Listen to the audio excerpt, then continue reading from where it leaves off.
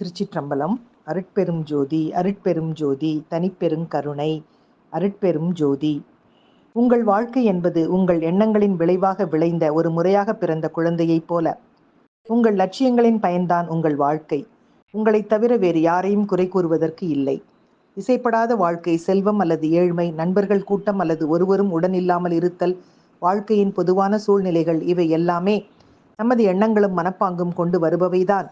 நமது எண்ணங்களில் தீவிர குறைபாடுகள் இருந்திருந்தால் அந்த நிலை நமது சூழ்நிலைகளிலும் பிரதிபலிக்கும்.